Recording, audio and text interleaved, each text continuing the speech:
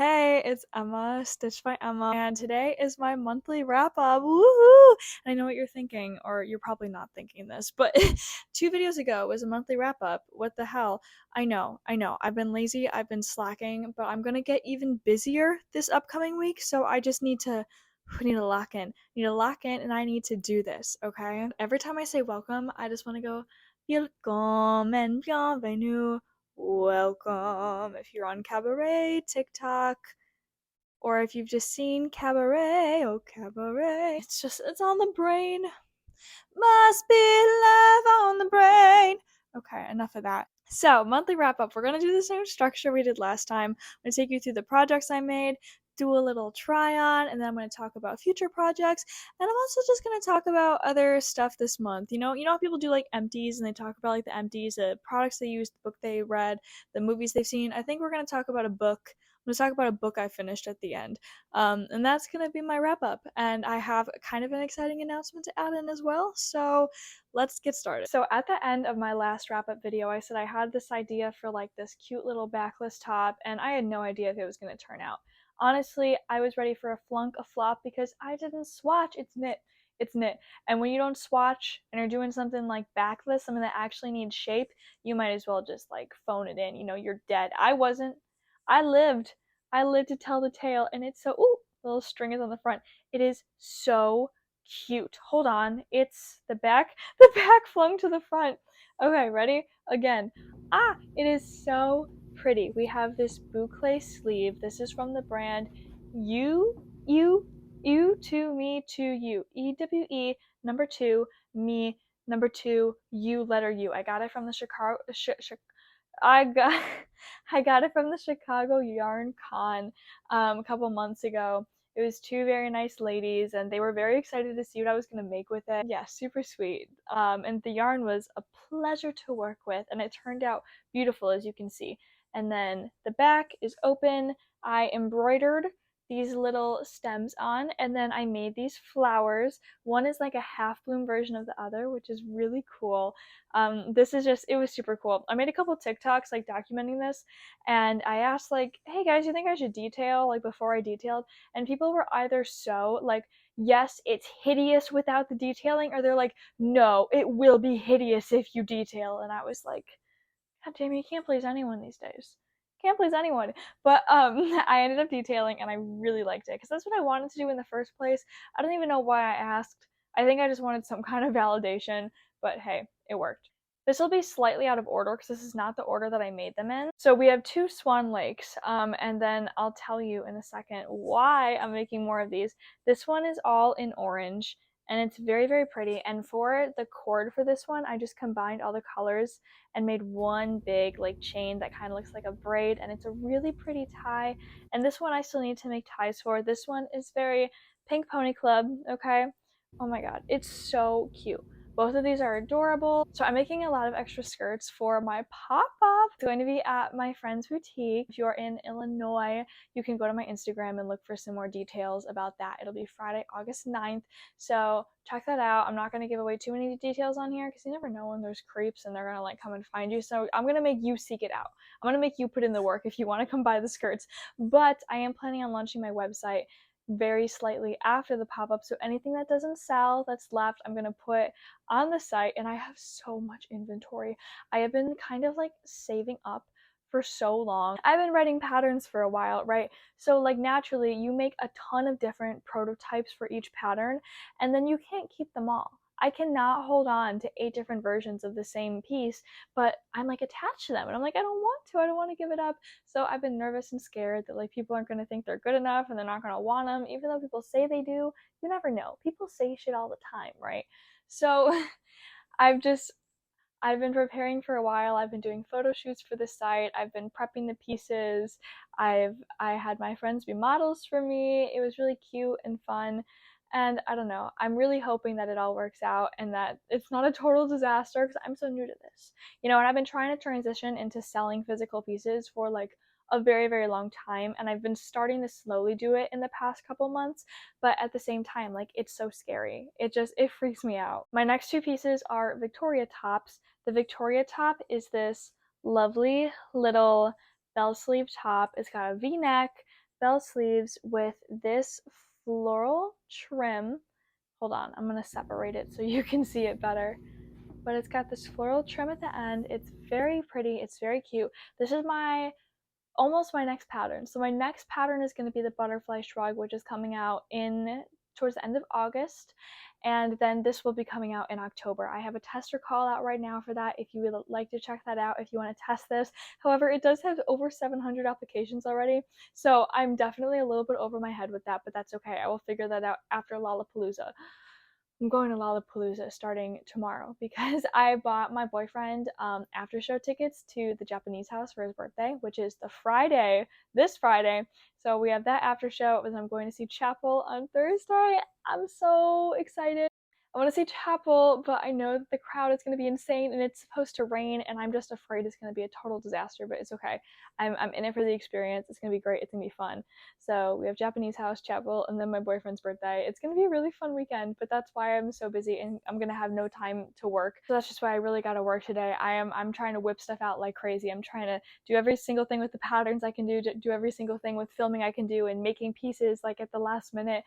Because then the minute this weekend's over, it's all pop up, pop up, pop up, and I'm really, really scared. But this is the other Victoria top I made. This is an orange one, and it's very, very pretty. I like this one a lot. I think this is the one that I'm keeping for myself. The white one I think I'm going to sell, and then maybe I'll sell this one eventually because I did make a tiny little tweak in the formula of the pattern between this one and this one. I made this one first. I realized there was something about it that I did not like and did not want to put in the pattern. Changed it to this one, and it felt perf. So maybe I'll end up selling this one if I can make a duplicate of it with like the one little change. Who knows? And then this was the last little piece that I whipped up. I made this the other day. I finished it on Saturday afternoon, and by Saturday night I wore it out to go dancing. It's this little like flyaway top with floral mesh. Two different big floral mesh stitches in today's lineup, but it's a halter top. It's super cute. It's super fun. I think this one is going to go on the lineup for the pop-up / website, and I'm going to make myself another version in a color that I wear more often because I love this. It's so cute, but I kind of want it in green instead. So I think I'm going to sell the blue one and keep the green one for myself. Now, what are we working on? I'm currently working on video aid for the butterfly shrug, which I'm just so bad at video aid. Honestly, like my hands, I slowly move up when I'm working, so I'll be focusing and then I look at the camera and I realize I'm like out of focus and I'm like, no, bring it back. I also have this work in progress for a skirt. There's almost nothing there right now. It's very non-existent, but I want it to be kind of like a filet crochet lace insert layered skirt. Say that 75 times fast. I'm really excited for this. I had the idea the other night, and it was one of those ideas where I was so excited I like didn't want to sleep after getting it, even though I knew I wasn't going to be able to get anything done. I couldn't even get to the fun part by then. So I've been working on this slowly while I try and come up with a good way to do it, just because I do want to make a pattern for it if, God willing, it turns out good. My last whip is not crochet or knit. It's actually not even a whip yet. It's just an idea. I thrifted this really ugly dress the other day. So this is it. It's an ugly dress, okay? The shape is bad. It's got shoulder pads. However, the print is adorable. It's all these little flowers. It says Les Fleurs on like all of them. It's a super cute pattern, and I kind of want to chop it up a little bit and make like a mini or maxi skirt out of it, add some lace trims, maybe add a little slit to it, and then take the top, cut off the sleeves and the shoulder pads, and make it kind of like a vest with a lacy trim around the sleeves. That's my goal. I'm not very good at sewing. I'm very new to sewing, but you know, if you don't practice, you'll never know. Plus, it was very cheap. So it's just like some practice fabric. Worst comes to worst, I lose $5. Best comes to best, I get at least one cute like piece out of it. That's what I made. That's what I'm going to make. And now I want to talk about the other things I finished media-wise. Okay, next let's talk empties, books, movies, whatever, just like things from the month. So I'm going to start with a book. So my friends and I, we decided to start a book club. We're trying to encourage each other to read more. The first month's book was like, it was whatever. Nothing all that notable. I didn't have many feelings about it in particular. This month we voted on reading Before the Coffee Gets Cold. I've seen it on Book Talk. I've seen it online. I've heard nothing but good things. I judged a book by its cover, and I was expecting this like very sweet, adorable little cozy book. I was so wrong. I dislike this book so much. So let's get into it. The basic plot summary is that this is a book of 4 short stories, okay? And in every story, somebody travels back in time in this magical cafe. So in this cafe, there is one seat where you can travel back in time and you can meet anybody who's been in the cafe before. However, there are so many rules to this. There are so many rules about how the time travel has to work, and you also know going into it that you cannot change the present. They say over and over, once you go back, no matter what you do, you will not change the present. So going back just seems almost like useless, right? Like, what is the point? There is no point in going back if you can't change anything. So that, like, immediately kind of took me out of it because, like, there's no stakes. Also, with all these rules about going back, they repeat them like 6 million times. I feel like I'm not even exaggerating. Like, every single time another person goes back in time, they repeat the rules like at least 2 or 3 times per person. And it's almost like the author thinks that we like forgot. Like within the span of this like 200-page book that we did, we're like, oh, I don't remember. And aside from the issues that I had with like the lessons the story came across, the writing was just incredibly choppy in my opinion. There was both too much detail and not enough detail at the same time. The characters felt underdeveloped, like there wasn't much characterization put into them. I wanted to know more about them. And it kind of read like a stage direction. It kind of read like a play in a way, which made sense when I read that the author was a playwright. I was like, that actually makes a lot of sense as to why the book reads this way. But the structure of the book is that it follows 4 short stories, right? The first one is about a girl going back in time to try and see her boyfriend who just dumped her. The second is about a woman going back in time to speak to her husband who now has Alzheimer's before he developed the disease. The third story is about a sister who goes back in time to see her sister who passed away. And the fourth story, I'm not going to get into until we get there. Oh god. I'm going to get into it. So story number 1, this girl is a tech genius, her boyfriend is also a tech genius. He gets a job in America and he decides to leave her for America. She's devastated. However, it is reiterated over and over again that she is incredibly smart. Like, she's got so much going for her. This girl is a genius, but she is so hung up over this boy. And when he leaves her, she decides to go back in time and like talk to him and be like, hey, maybe you could stay for me. However, you can't change the present. So when she goes back in time, he's basically like, yeah, maybe I'll come back in like 3 years and maybe we can get back together in 3 years. And she's like, okay, great. And they decide to put her life on hold for 3 years until this boy comes back and maybe chooses her. Maybe. Maybe is the key word. So that story was dumb. And the writing in that one was also the most rigid, and it was very hard for me to get into. I was like, oh my god, I'm not a fan of this. Story number 2, the wife with the husband with Alzheimer's. This one was my favorite by far. I thought it was written very nicely. I thought that, the dynamics of these characters, I cared about them a little more. Basically, this man comes into the cafe every day. He has dementia. He cannot remember his wife, but he has this letter that he carries around that his wife knows is supposed to be for her, and she wants to go back in time and talk to him and find out like what this letter is. And basically when she goes back, she finds out that it's a letter from him when he still like has his memory and his thoughts and he's fully aware, just saying like, if the disease progresses, if I get worse, I don't want you to stay and be my caretaker full time, because she's a nurse. And he's like, I don't want you to give up everything for me. I want you to be able to move on. And she ends up staying and like taking care of him and still loving him and trying to like make him remember, and some days he does and some days he doesn't. And it's sad. It's a sad story, but this one I thought was the best by a landslide. And I felt like her going back in time here it made a little more sense to me.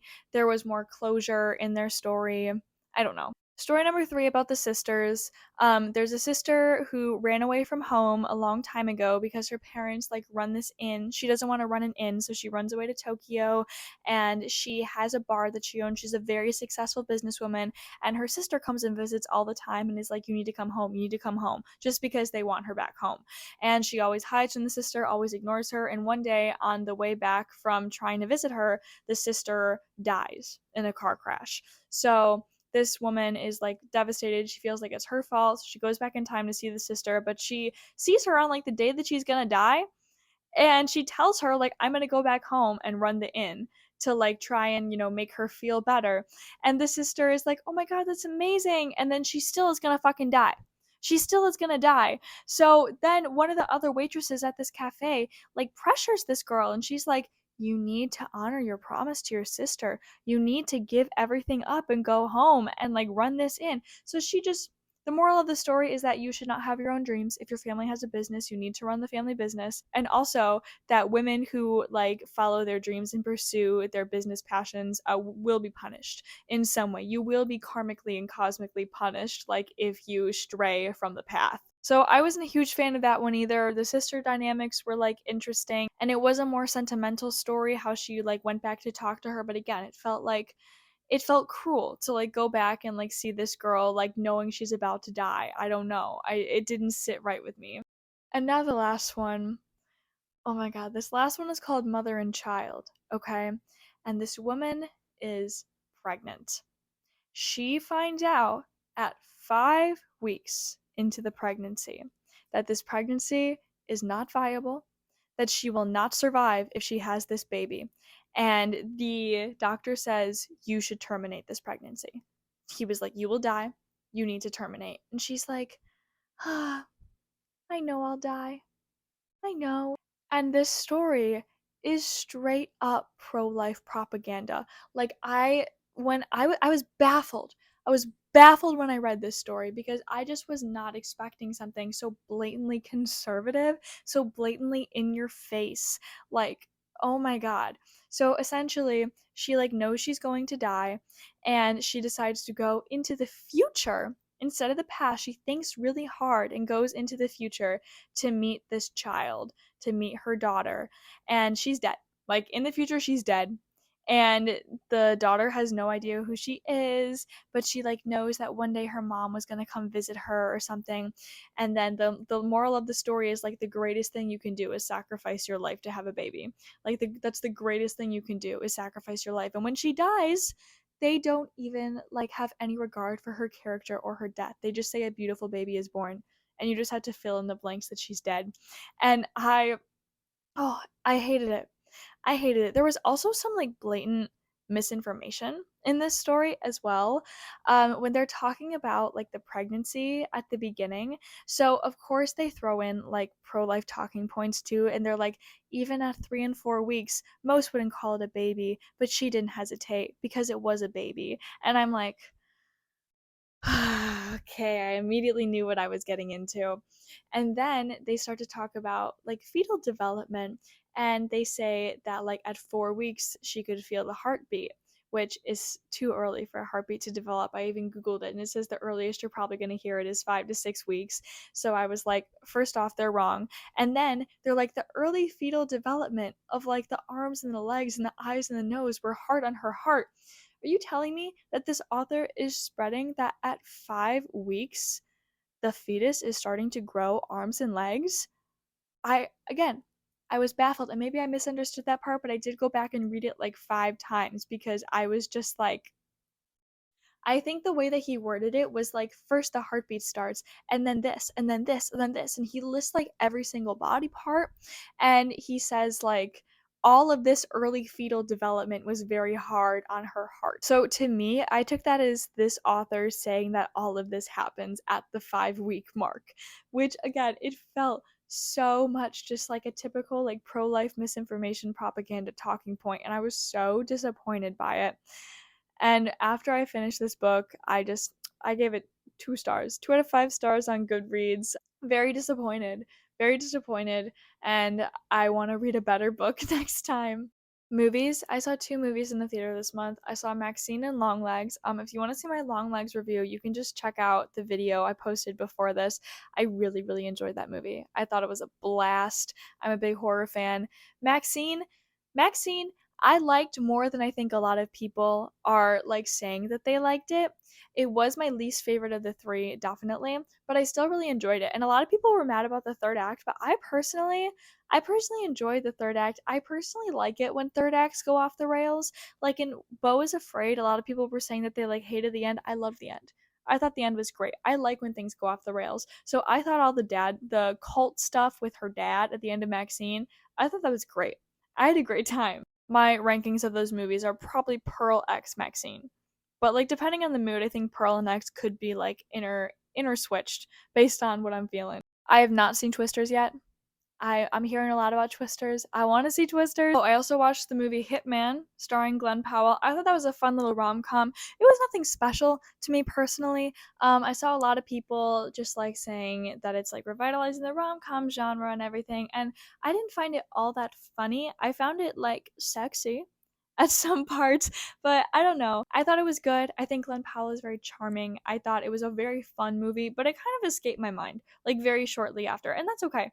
That's okay. I think it's fun. I think it's good when movies do that. Not every movie needs to be like sitting at the forefront of my head forever. I watched two other horror movies that weren't new in theater, just like on my own. I watched the movie May, which I thought was brilliant. If you haven't seen it, it's basically just like the story about this girl and she's incredibly lonely and she's kind of like messed up in the head a little bit and she starts to like this guy and she's very obsessed with him because she doesn't really know how to form human connection, and he starts to reciprocate and then things don't really go well, and then it's a classic kind of like downward spiral into what happens after somebody who's not very well socially adjusted becomes rejected. I thought it was a very good character study into loneliness. I think if you like Pearl, you'd enjoy this movie. The ending scene was intense. It was insane.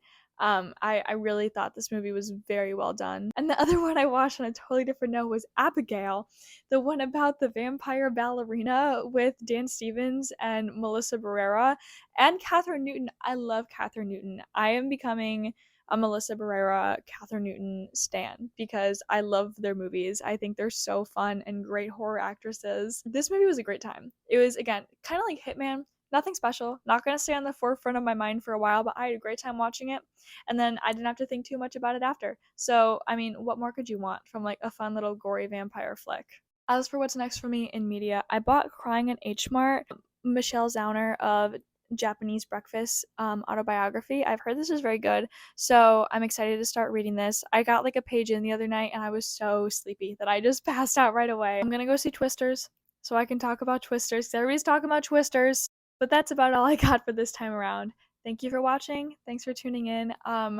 If you want to come to my pop-up and you're in Illinois, go to my Instagram for some more information. You can message me or I'll have the flyer up again soon. I put it on my story. I'll probably put it up again sometime soon.